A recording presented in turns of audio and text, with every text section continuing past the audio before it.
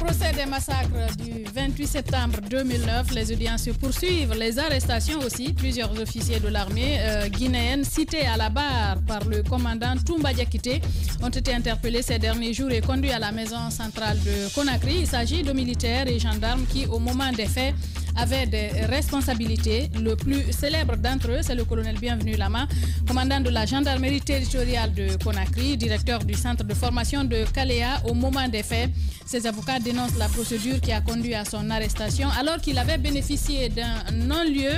Maître Zézé Kalivogui prend la parole ce matin dans les Grandes Gueules. Dans un instant, nous allons l'avoir, Jacques Lebaleno, pour avoir ses dénonciations, notamment sur cette procédure d'interpellation. Oui, la dernière fois, Mara avait présenté le sujet ici. Il est important qu'on revienne là-dessus parce que le colonel Bienvenu Lama et les autres agents qui ont été arrêtés ces derniers temps, en fait, il y a une différence. La différence, c'est que pour les autres, c'est une procédure qui s'ouvre. Alors que l'autre, il avait déjà été poursuivi et puis il a bénéficié d'un non-lieu. On va entendre l'avocat, mais déjà ce que j'ai comme information du côté du tribunal de première instance de Dixine, c'est que c'est un débat doctrinaire. Il y a des si vous voulez, des contradictions autour de la procédure. Pour les avocats du colonel Bienvenu Lama, un procureur ne peut pas dresser un procès verbal. Pour les autres, donc ceux qui sont du côté du procureur Algassimou Diallo, c'est bien possible parce que lorsqu'il y a parfois des sujets de flagrance, le procureur peut naturellement entendre quelqu'un sur PV et puis il peut instruire, n'est-ce pas, le juge d'instruction pour qu'il y ait poursuite. Donc il y a contradiction à ce niveau. L'information peut-être la dernière, c'est que les avocats ont fait appel devant la chambre de contrôle du tribunal de Dixine contre l'ordonnance de renvoi qui met le colonel Bienvenu Lama en prison. La semaine prochaine, la chambre de contrôle devrait statuer là-dessus pour soit confirmer cette ordonnance-là ou l'infirmer tout simplement. Et qui mieux donc pour nous expliquer cette situation? Nous avons en direct chez les Grandes Gueules Maître Zézé Kalivogui. Bonjour Maître et bienvenue chez les Grandes Gueules. Bonjour le GG, comment allez-vous? Ça va, Dieu merci. Allez-y Guiba pour la première question. Alors justement, vous parlez de violation de procédure dans ce dossier. Et qu'est-ce que vous reprochez concrètement à ce qui a été fait?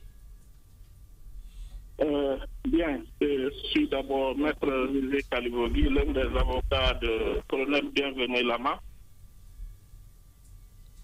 Vous êtes à l'antenne, Maître. Est-ce que vous avez des écouteurs?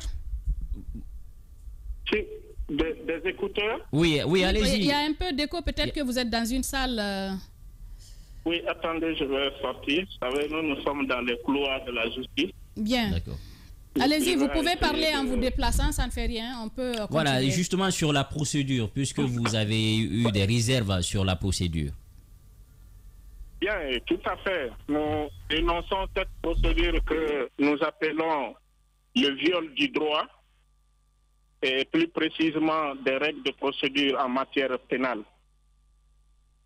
Et on nous parle de procédure sur déclaration sous anonymat d'un témoin. Et c'est quand même anormal ce qui est en train de se passer. Pour la petite histoire, M.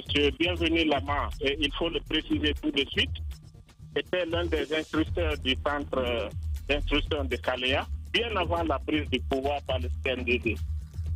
Donc, M. Bienvenu Lama n'a pas été nommé là-bas par le capitaine Dadis. Il était déjà là-bas bien avant la prise du pouvoir par le CNDD. Cela mérite d'être précisé pour comprendre.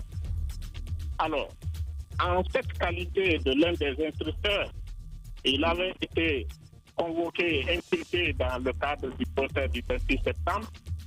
Et à l'issue de l'information, il a bénéficié d'un non-lieu. Et cette décision de non-lieu a gravi tous les échelons de notre arsenal judiciaire et de la première instance à la Cour suprême. Donc, la dernière décision, celle de la Cour suprême, était intervenue pour entériner le non-lieu en son égard. Alors, nous n'avons pas compris par quelle manière on peut encore l'interpeller par rapport aux mêmes faits. Alors, il est convoqué, il reçoit la convocation le 21 novembre 2022 et il se présente devant le juge le même jour. Il est inculpé et il est placé en garde à vue pour les mêmes faits pour lesquels il a déjà bénéficié d'un non-lieu. Nous considérons que cela est une mascarade judiciaire.